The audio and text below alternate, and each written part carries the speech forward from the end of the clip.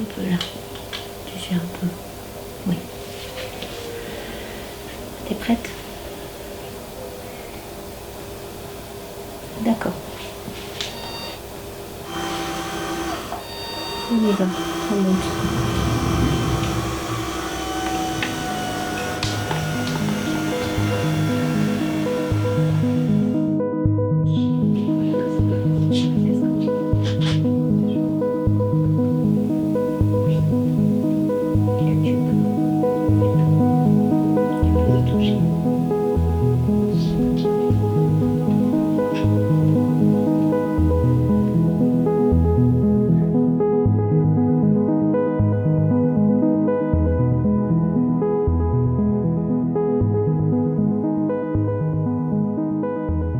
Peut-être en introduction, est-ce que vous pouvez expliquer votre code de communication pour que les personnes comprennent bien ce que vous allez dire?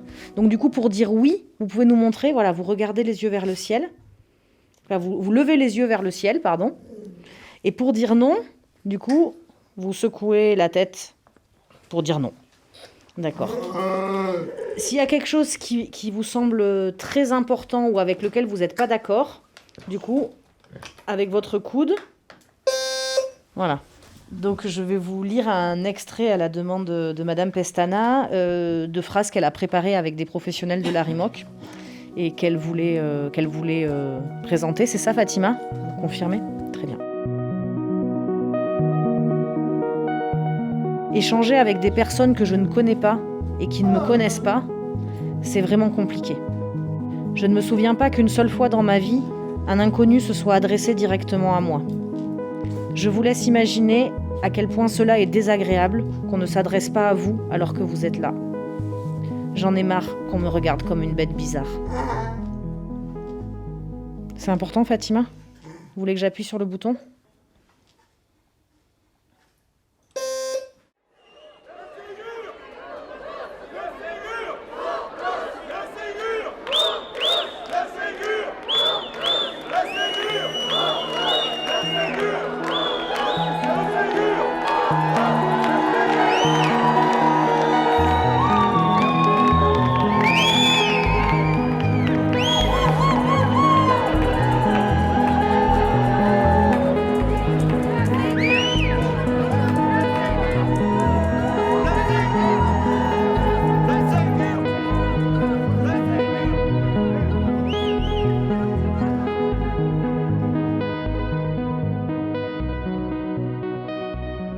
Le secteur sanitaire et les EHPAD ont été revalorisés depuis 2020.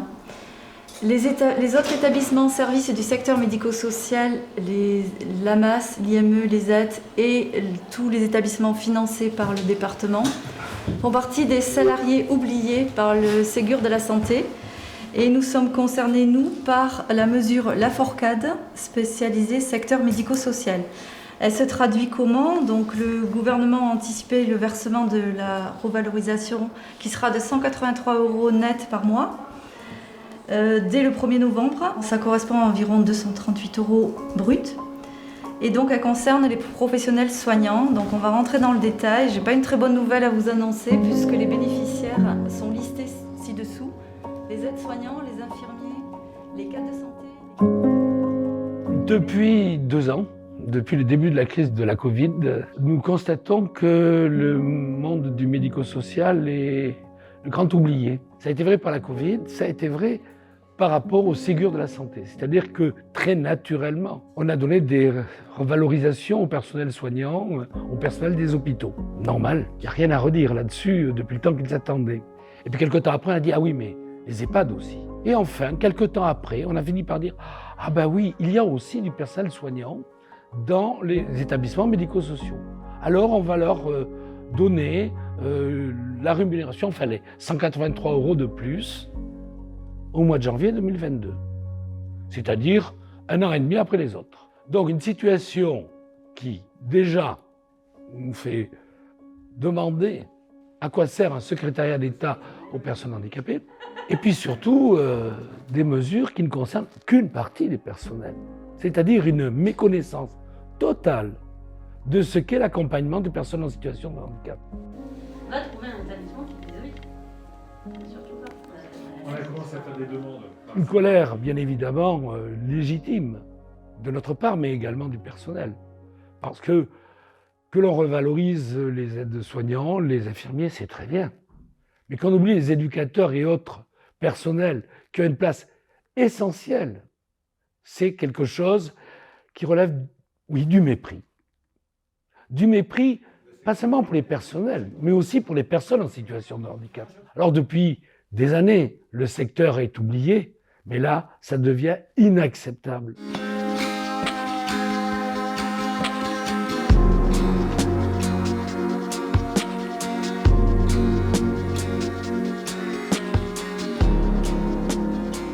Un accompagnement d'une personne en situation de handicap, ça ne se conçoit pas uniquement via un accompagnement médical, par exemple. Donc cette dimension pluridisciplinaire, elle n'est pas prise en compte par le Ségur de la santé. Et c'est ça qui nous met en difficulté, c'est-à-dire qu'il y a un sentiment profond d'injustice entre les catégories de personnel. Donc si on veut un modèle de société où les gens en perte d'autonomie sont correctement accompagnés, il faut que nous fassions des choix.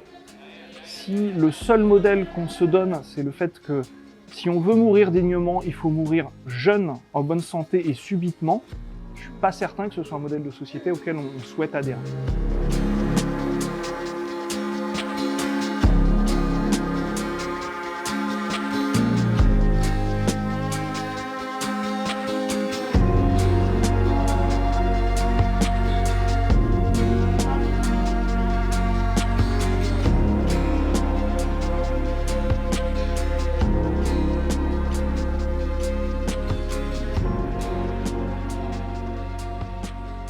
En quoi on est différent en fait de l'hôpital ou des EHPAD au service administratif, on fait exactement la même chose. En quoi on est différent en fait?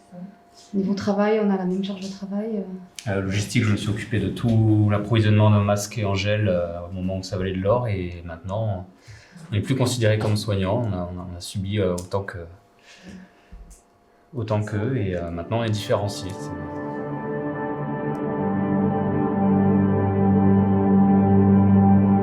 C'est injuste pour eux, parce qu'ils font le...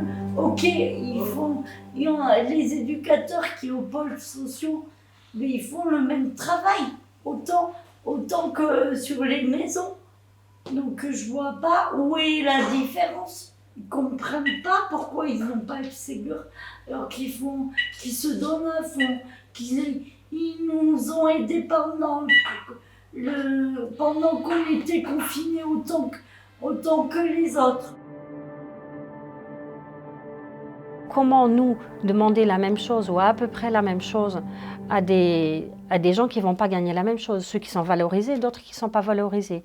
Dans mon pôle d'accompagnement socio-éducatif, donc le pôle PSE, j'ai des ME et j'ai des AMP. Les AMP vont maintenant l'avoir et pas les ME. Et l'EDUXP ne va pas l'avoir, alors que l'IDEC va l'avoir. Donc comment gérer ça ?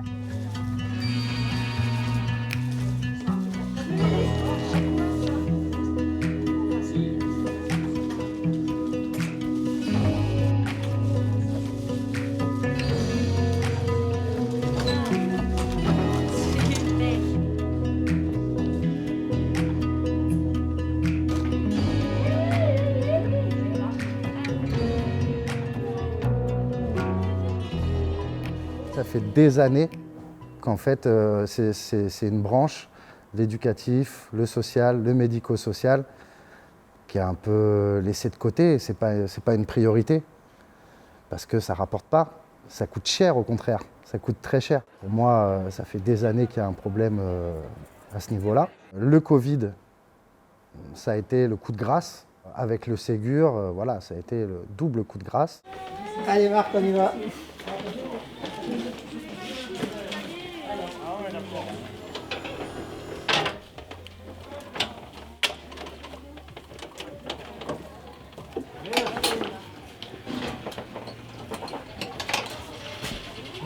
Tu me fais passer une ceinture, Marc, s'il te plaît. Tu me fais passer une ceinture. Donne-moi une ceinture, s'il te plaît.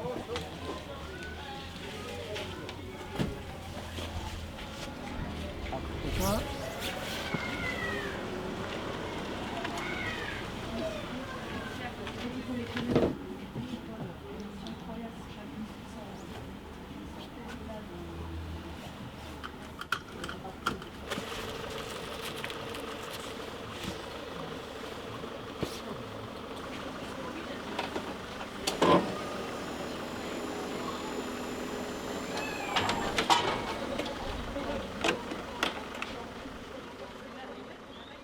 Sans vous, ils n'arrivent pas le matin, ils repartent pas le soir. En totalité, on fait partie de la chaîne, quoi. Il va y avoir toujours des problèmes partout qu'il va falloir, sur la maintenance, les ateliers, il va y avoir des soucis constamment s'ils ne sont pas résolus, tout le monde va être furieux. Pas de repas cuisine. Aïe, aïe, aïe. Les ondulages. Aïe, aïe, aïe.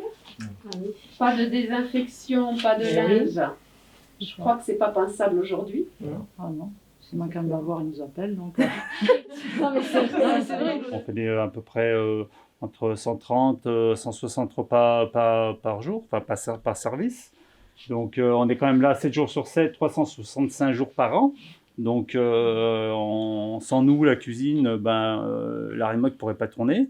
Donc s'il y en a 1, 2 ou 3 d'absents, et voilà, ça ne tourne pas. Nous sommes des maillons de la chaîne assez importantes. Et du coup, si on est extrait si on coupe la chaîne, il va y avoir un gros manque par rapport à la cuisine, les repas, la nourriture, par rapport à l'hygiène.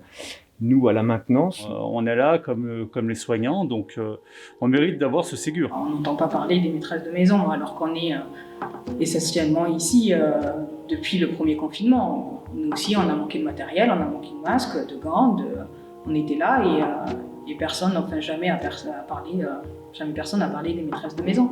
Alors que toute la désinfection, c'était nous, quoi.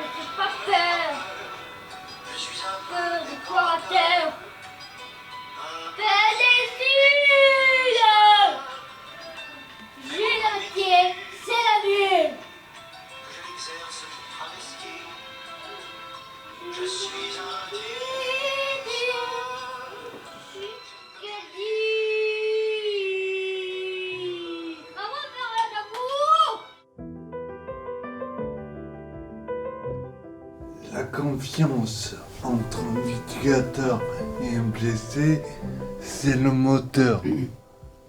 C'est vrai. Entre un résident et un éducateur, c'est la confiance mutuelle qui rentre en jeu. À partir de là, tu te sens à l'aise. Par contre, il y a des choses qui ont changé ici à l'Escale. Eh bien, en fait... Est-ce que l'équipe, c'est toujours la même? Non. Non.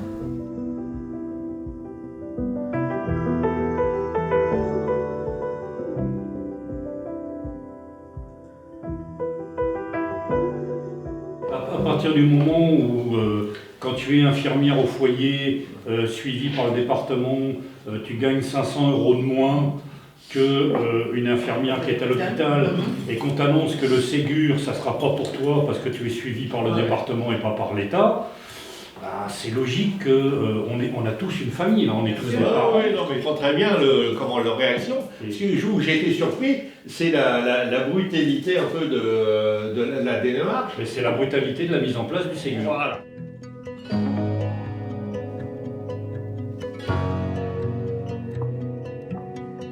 On a plusieurs personnes dans l'équipe qui sont parties, qui ont fait le choix de quitter l'établissement pour le salaire. Quand on travaille à plus de 30 km, la région bordelaise en plus est devenue extrêmement chère pour se loger.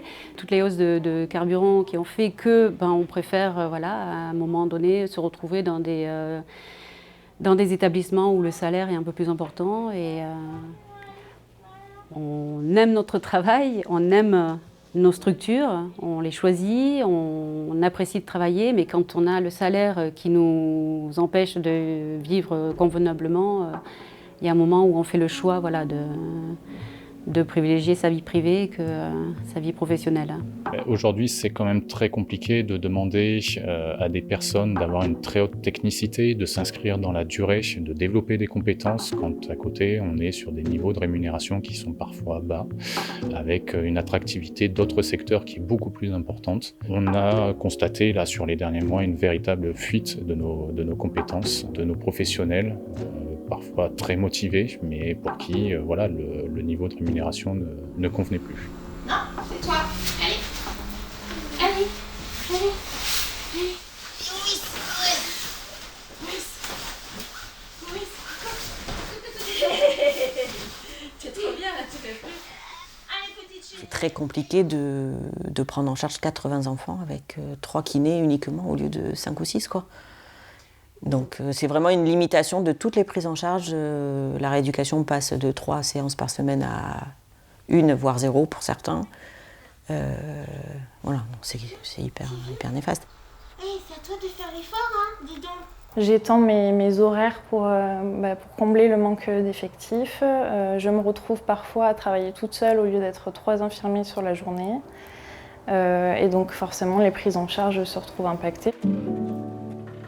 Les risques, c'est surtout pour les résidents, en fait, que leur vie ce qui est déjà le cas, c'est que leur vie se réduise au fait que on les lève, on leur donne à manger et on les recouche. Je suis la seule kiné salariée pour 46 enfants polyhandicapés. Ce qui me fait tenir, c'est que je sais que si je pars, personne ne me remplacera et que voilà, la situation va encore plus s'empirer. Je mets une blouse, c'est vrai que c'est très important la blouse, on met une blouse. C'est pareil quand on l'enlève. On essaie de laisser ce qui se passe à l'archipel et ce qui se passe chez nous. Mais c'est vrai que c'est compliqué ce mélange d'émotions parce que en fait, ça a un impact sur notre vie de famille. On rentre stressé. Moi, j'ai de plus en plus de mal à me lever, à me regarder dans une glace, d'être content de ce que je fais. Et je me dis, aujourd'hui, j'ai fait le minimum. Ils sont en vie, ils ont mangé et ils sont propres. On se démène, on faisait le travail pour 1, on le faisait pour 2, maintenant on le fait pour 3. Il y a des jours où c'est vraiment sur une semaine entière. Des fois, on tourne sur 2 maisons en même temps. Les résidents, des fois, doivent nous prendre nous aussi pour des gens un peu avec des troubles. On fait les choses à moitié, on les fait pas comme avant. On a perdu beaucoup de bons professionnels comme ça. D'autres qui sont en arrêt depuis longtemps. C'est parce que certains, c'est des burn-out, ils ont explosé. On se remet tout le temps, en plus c'est des métiers où on se remet tout le temps en question, on a envie de bien faire. Excusez-moi.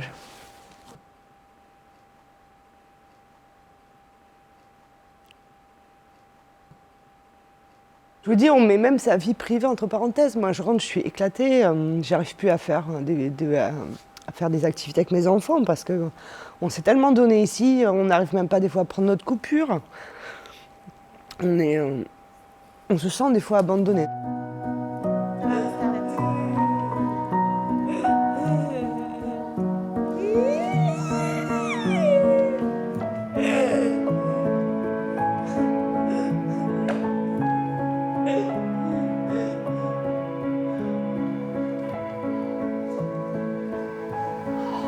Décembre et 2021. C'est important pour toi de bien connaître les professionnels qui t'accompagnent, d'avoir confiance. Oui.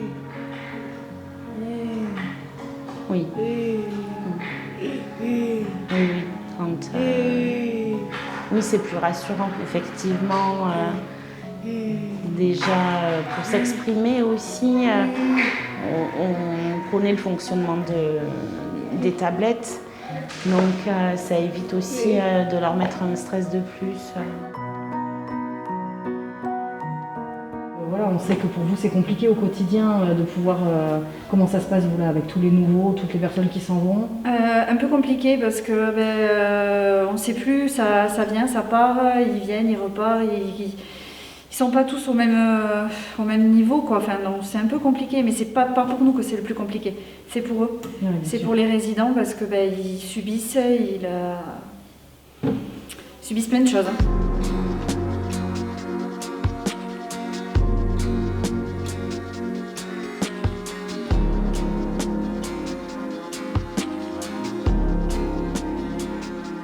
Xavier, est-ce que tu me montres comment tu dis oui?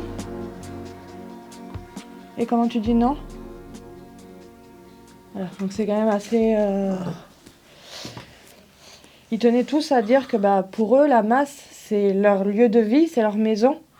Ils sont là quotidiennement. Qu'ils sont entourés de professionnels qui sont là pour les aider à tout moment de la vie. Est-ce que tu veux qu'on regarde un peu sur ton cahier si tu as des choses à rajouter? Tu as des choses à rajouter? C'est le trombi? Non.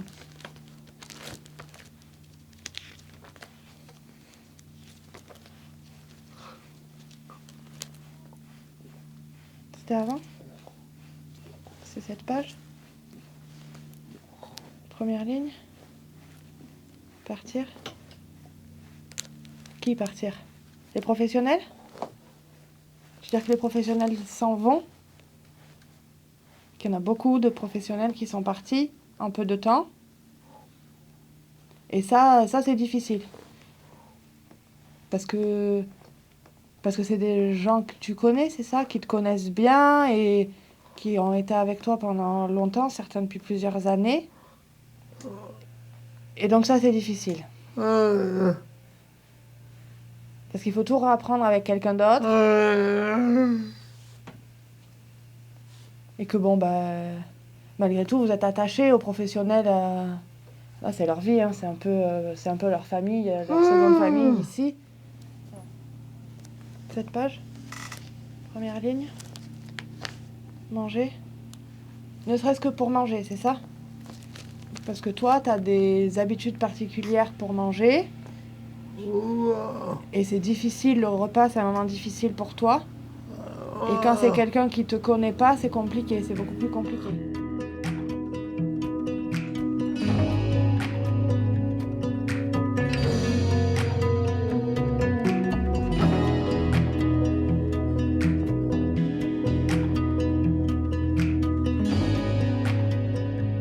On a commencé vraiment à s'inquiéter parce que on est inquiet sur la manière dont ça se passe au quotidien. On est inquiet sur la prise en charge, malgré toute la bonne volonté et malgré tout ce que font les équipes. Les titulaires, on sent qu'ils sont fatigués. Ils sont eux aussi inquiets quand ils ne sont pas en poste et que nos enfants sont gérés par des intérimaires qui ne les connaissent pas. Moi, quand je viens chercher Thibaut, mais il sortirait de son fauteuil tellement il est excité de nous voir pour rentrer à la maison. Et après, à la maison, nous, derrière, on ramasse un petit peu les miettes de tout ça, parce que il est très demandeur, il nous sollicite, il dort pratiquement pas, il s'accroche à nous. Et donc, du coup, c'est compliqué pour lui, c'est compliqué pour nous, c'est compliqué pour le personnel.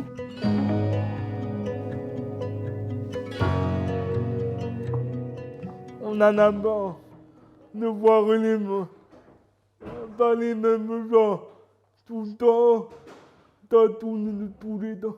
T'as tout matin. La toilette, ils tout m'habillent. Ils me lavent tout seul. Mais ils tombent de l'aide. Toi, je peux pas m'habiller tout seul. Pourquoi c'est chaud? Mais parce que c'est le repas. Et le repas, il faut bien qu'il soit chaud. Tu manges pas froid, si? Eh ben, monsieur Jules. Tu vas aller te reposer après. Allez, là. Les troubles du comportement.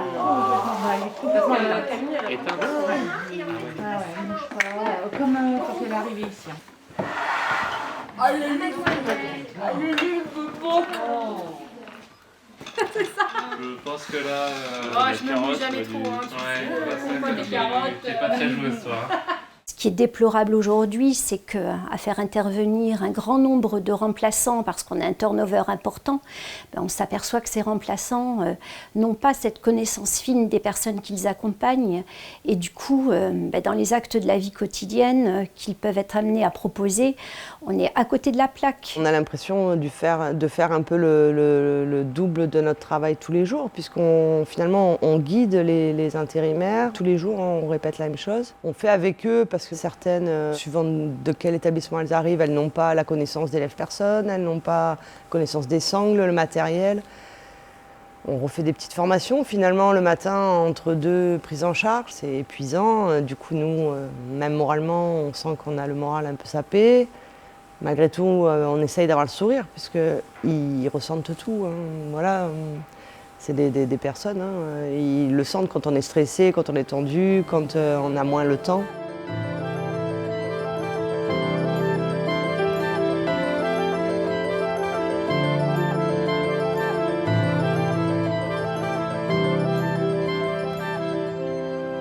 À l'heure actuelle, Florent, donc, il est ici, il a sa chambre personnelle, il est content, il a ses affaires.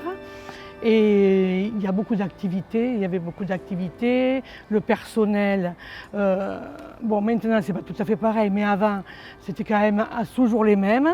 Donc il y a une confiance qui s'était établie entre nos enfants et le personnel et entre nous et le personnel aussi. Alors on était à peu près rassurés sur l'avenir de nos enfants et là maintenant on se demande comment ça va évoluer. Est-ce qu'il y a des structures qui vont fermer voilà. Ou est-ce que vraiment ils seront en sécurité par rapport au personnel qu'il y aura? Voilà. Donc maintenant on se pose des interrogations que moi je ne me posais pas avant. Quand je parle de contrat moral, je parle de ce contrat moral qui a été passé entre l'État d'une part et les associations de familles. Il faut savoir que ce sont très majoritairement des associations de familles qui organisent les services aux personnes en situation de handicap. Et il y a 60 ans, ils se sont investis, sans compter leurs heures, bénévolement. Et le deal passé avec l'État, c'était vous donnez de votre temps. En contrepartie, on vous donne les moyens d'assumer cette mission. Et quand vous serez, on va dire, au seuil de partir, quand vous mourrez, vous aurez l'assurance que votre enfant sera correctement pris en charge. Et ce contrat qui relève de l'intime, il est mis en cause parce qu'actuellement, on peut être amené, dans certaines associations sur le territoire national, à demander aux parents de reprendre leur enfant. Ce qui peut être que inquiétant quand à 80 ans, vous êtes amené à devoir reprendre votre fils qui en a 55. Vous vous posez forcément des questions sur l'avenir et vous vivez une profonde injustice parce que c'est votre enfant, c'est votre chair et ça, c'est quelque chose qui ne se mesure pas. Et j'ai peur que le foyer ferme un peu pour X raisons. Et sachant que j'ai perdu mon papa l'année dernière, j'aurais plus d'endroit où aller si le foyer ferme.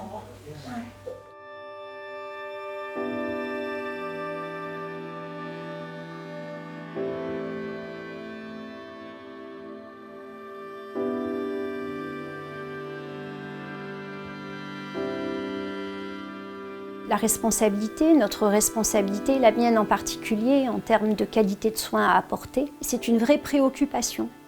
À savoir qui, au bout du compte, va être responsable de ce qui peut se passer dans les établissements. Un de mes collègues a pu constater 3 décès dans une maison d'accueil spécialisée pour défaut de soins. Donc c'est des choses qui, effectivement, empêchent de dormir la nuit. Il faut imaginer qu'une directrice générale, si elle s'aperçoit qu'elle ne peut pas assurer la sécurité sanitaire, la surveillance de nos enfants, il est évident qu'elle va dire « vous les reprenez ». Mais si on les reprend, bon, je mets de côté nos problèmes à nous, physiques, mentaux et ainsi de suite, que ça peut déclencher. Mais chez eux, ils seront malheureux. Ils seront malheureux, ils verront plus, ma fille verra plus son copain, la sienne non plus, ainsi de suite. Et donc en fait, on les enferme. C'est bien gentil. À une époque où on n'arrête pas de nous bassiner avec l'inclusion, on est en train de les enfermer chez eux. C'est ahurissant comme système, quoi. Je veux dire, on marche sur la tête. Parce que moi, j'ai ma fille, elle a 7 ans, donc elle est toute petite. Et, elle n'a pas du tout eu le même parcours que les vôtres. Donc moi, ma fille, elle a la remorque, bien sûr, mais elle n'y est pas à plein temps, en fait. Elle est à l'école, elle est au centre de loisirs aussi. Donc, du coup, elle est 2 nuits par semaine à la remorque. Mais si elle a pu la remorque, eh ben, ça veut dire que je suis obligée, moi, de me réorganiser avec mes 2 autres enfants. Et tu es mariée? Et je suis pas mariée, donc voilà, Tu es toute seule pour t'occuper de tes enfants? Je suis toute seule à m'occuper de mes enfants. Ah oui, d'accord. Donc voilà, c'est toute une organisation que je dois refaire derrière. Quand il n'y a pas de personnel, ça veut dire que je ne peux plus aller travailler pendant les 2 jours où j'ai ma fille. Et tu as une compensation financière si tu ne vas pas Non, travailler, tu n'as rien du tout. Financière, il faut que je trouve un employeur qui puisse dire écoutez, on comprend que vous ne puissiez pas venir travailler, mais ça n'existe pas. Moi, j'ai toujours eu ce sentiment d'être obligé de programmer ma vie, mon quotidien, en fonction de ma fille. Bien sûr. Je ne peux pas, il n'y a pas un instant, sauf depuis qu'elle est à l'AIMOC en internat, là maintenant, on arrivait à avoir une relative liberté. Maintenant qu'elles sont prises, Isabelle, beaucoup plus longtemps, on recommence à vivre, à se resociabiliser. Eh bien, maintenant, avec ces couillonnades, on se dit, mais si jamais on va à la maison, comment on va faire? Au-delà des difficultés physiques, il va y avoir ces difficultés qui vont nous replonger 20 ans en arrière. On désociabilise l'enfant et la famille. La personne, et on désociabilise la famille.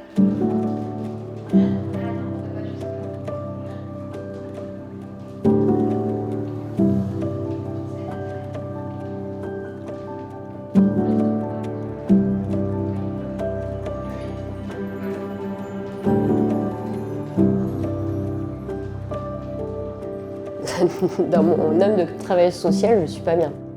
Sur le moral, ça coûte beaucoup parce que ce sont des personnes avant tout. Et ils ne sont pas là que pour manger et être lavés. Parce que je vois que tout fout le camp.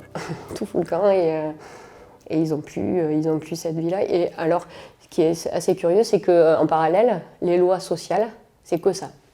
C'est-à-dire que les nouvelles lois, là, les plus récentes, dans les formations, on les apprend, c'est l'inclusion sociale, aller vers l'extérieur. Nous, l'équipe mobile, c'est un de nos objectifs, de travailler avec des réseaux dans l'inclusion.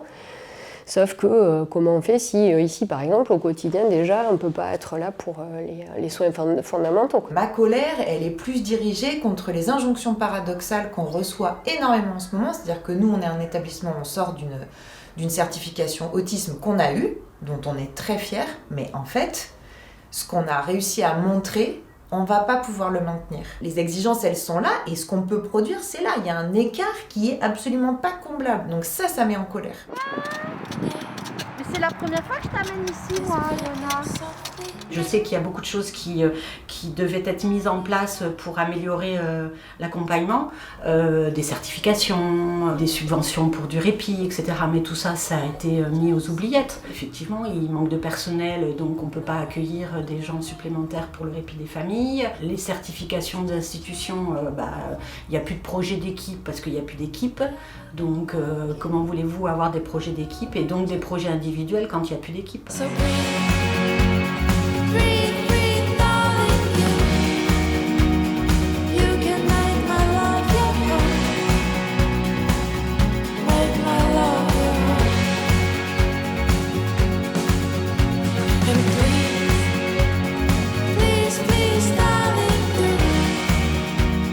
L'unité d'enseignement externalisé a débuté il y a un petit peu plus d'1 an. Et depuis septembre, maintenant, on s'est installé à l'école du Haillan-Centre. Dans les écoles primaires, que les enfants se côtoient, effectivement, ça permet que les enfants du milieu ordinaire aient une représentation du handicap, qui est cette peur qui pouvait exister, mais qui disparaisse, et qu'en fait, la personne handicapée fasse maintenant partie du paysage tous les jours et qu'on puisse la croiser à différents endroits sans avoir peur d'elle, entre guillemets. Ce projet, effectivement, d'inclusion est super porteur à ce niveau-là. La situation est devenue compliquée parce que suite à des absences de personnel, on s'est confronté à une sorte de turnover de remplacement. Et les gens viennent mais ils ne restent pas, ils viennent une journée, on ne les revoit plus le lendemain. Et c'est devenu compliqué pour l'enseignante parce que tous les jours, elle doit réadapter sa façon d'enseigner, de gérer la classe. Et ça pénalise grandement l'éducation de ses enfants. a un peu mal avec le corset. Monsieur. Et tu sais, même avec le corset, on peut bouger les bras. Je te promets. Comment? Je suis nulle. Oui. Je suis nulle. Oui. Non, moi dedans. Afro Jojo. Petit. Orange. C'est quoi le jaune? C'est des frites ou des pâtes? Des frites. Ah, c'est des frites. Allez, vous. Oui, j'ai une vraie préoccupation pour notre secteur de façon générale. Je fais ce travail depuis 20 ans, plus de 20 ans, et j'avais une autre ambition pour les personnes en situation de handicap dans notre pays. Et c'est vrai que tout ce que l'on fait pour œuvrer en direction des personnes et leur trouver une place dans la société, dans leur environnement, dans leur milieu, que ce soit à l'école, en entreprise, dans la vie sociale, et c'est vrai qu'aujourd'hui, j'ai une vraie préoccupation, à la fois à court terme pour assurer correctement la qualité des soins dans les structures médicalisées, mais également de façon générale pour les personnes dans la société. Et toi, Jules, comment tu es aujourd'hui? Tu es content? Le rouge, dis donc, vous avez des cheveux. C'est la colère qui prime. On va être dans le colère. Et Thomas? Alors, Thomas. C'est bien, j'ai entendu. Ah, toi aussi t'es en colère? D'accord.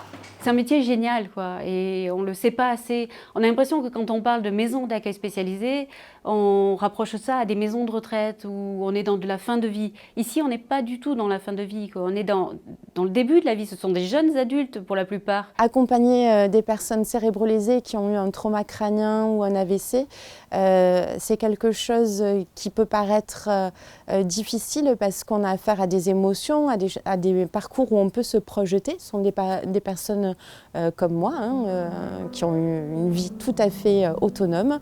Mais ceci dit, en fait, il nous renvoie une richesse qui est tellement énorme, dépasser les obstacles, les accidents de la vie, qu'en fait, moi, je suis fière de travailler avec ces personnes.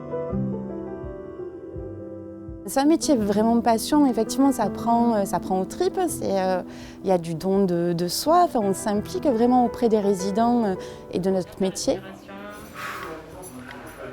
Bien, encore bien par le ventre. Super. Je fais pas ça pour l'argent parce qu'effectivement il y a longtemps que je serais partie, je crois.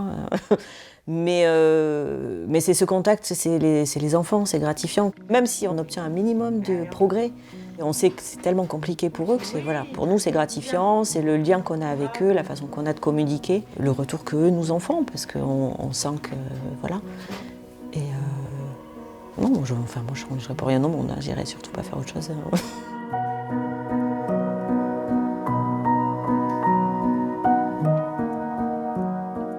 Dans nos métiers, les plus grands remerciements, c'est une maman qui vous dit si je suis en vie, c'est grâce à vous.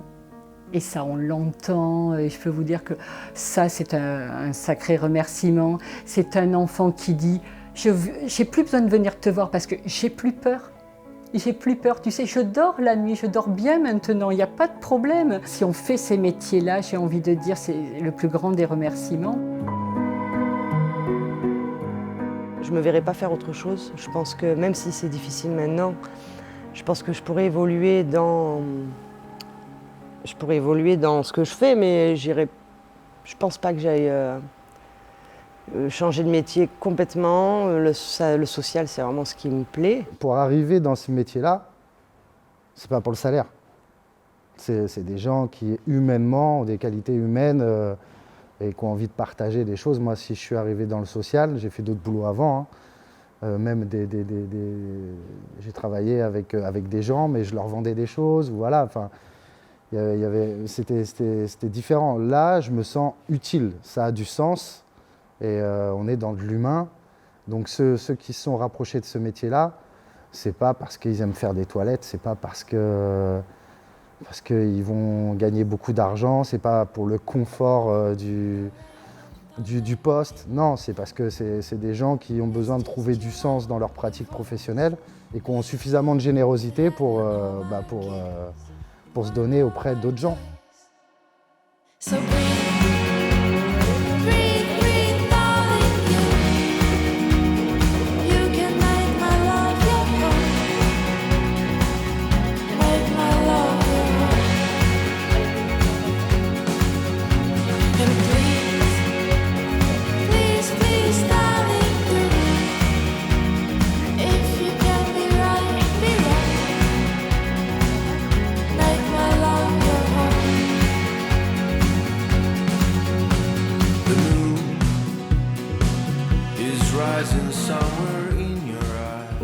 l'impression que finalement, au même titre que les auxiliaires de vie, que ces emplois-là soient des emplois de petite catégorie. Ce n'est absolument pas le cas. Imaginez ces mamans, ces mères de famille qui viennent travailler, qui viennent s'occuper d'enfants gravement malades. Imaginez un petit peu la responsabilité qu'elles ont, qui est énorme, énorme. Elles sont sous-payées. Moi, je considère aujourd'hui qu'on leur fait l'aumône. C'est exactement cela. Repas de famille à Noël, le cas typique. J'ai un ami qui vient avec sa copine, aide-soignante début de carrière à l'hôpital, qui me donne son salaire et elle est beaucoup mieux payée que moi. Donc là, en fait, je me pose la question de ma valeur dans la société, puisque en fait, une aide-soignante jeune diplômée est mieux payée qu'un infirmier en médico-social avec 10 ans d'ancienneté. Voilà, à un moment donné, on se pose énormément de questions, de se dire qu'est-ce que je vaux ? Et c'est qu'est-ce que vaut les jeunes enfants polyhandicapés dans la place de la société, parce que c'est surtout ça, c'est eux aussi qui ne sont pas du tout valorisés.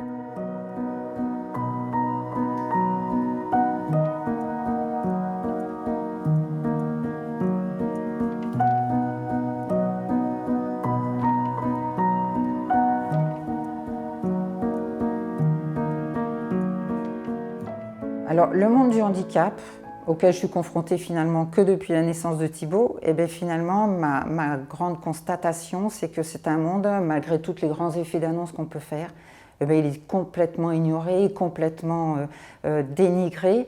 Je n'arrive pas à comprendre comment on a pu, avec le Ségur, faire une telle différence.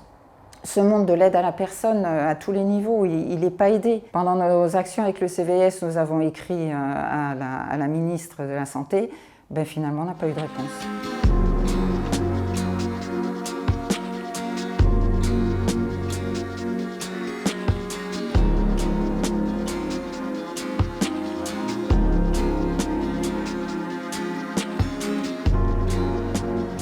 Il est fort probable que ce soit un manque d'information, un manque de sensibilisation, un manque d'empathie aussi, je crois qu'il faut oser le dire. Plus particulièrement, après je ne sais pas si c'est nous parce que ça nous tient à cœur, mais le polyhandicap en soi, on sent que ça n'intéresse personne en fait. Voilà, ce que je tenais à dire aujourd'hui, c'était remercier les équipes pour leur engagement sans faille, malgré la période difficile qui s'étire dans le temps et qu'on ne nous oublie pas. Nous souhaitons que les salaires des professionnels qui travaillent dans les établissements comme celui-ci soient revalorisés, soient reconnus, que les compétences des professionnels soient reconnues par les salaires, par des formations et qu'ils ne soient pas les laissés pour compte. Quand c'est dans l'accompagnement de nos personnes vulnérables, en tant que citoyenne aussi, ça me pose question en fait sur la façon dont l'État et notre société en fait considèrent les personnes vulnérables de notre société. Pour moi, c'est des valeurs de la France et là, je me pose la question en fait, comment on les considère et du coup, comment on me considère aussi en tant que citoyenne. Moi, ce que je regrette, c'est qu'on soit quand même en France, dans un pays européen, et je me rends compte que finalement, les métiers de la santé ne sont pas du tout reconnus à leur juste valeur. On est quand même dans des métiers de la relation à la personne, de la santé, donc quand même un domaine très important, parce que si on n'est pas en bonne santé, tout s'arrête. La valeur humaine, la valeur de l'accompagnement humain, la valeur de la relation à l'autre aujourd'hui, elle est re-questionnée. On l'a peut-être oubliée parce que dans une société où tout allait bien, l'individualisme l'a emporté. Et là, on se rend compte que l'individualisme, c'est pas la bonne réponse aujourd'hui.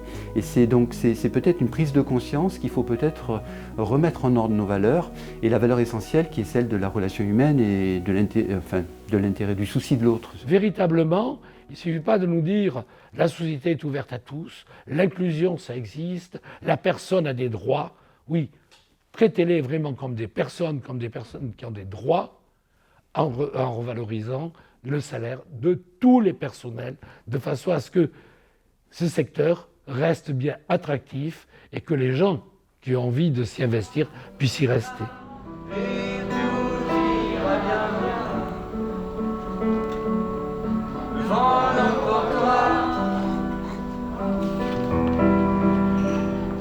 Ton message à la douce trajectoire de la course, à l'instantané de velours.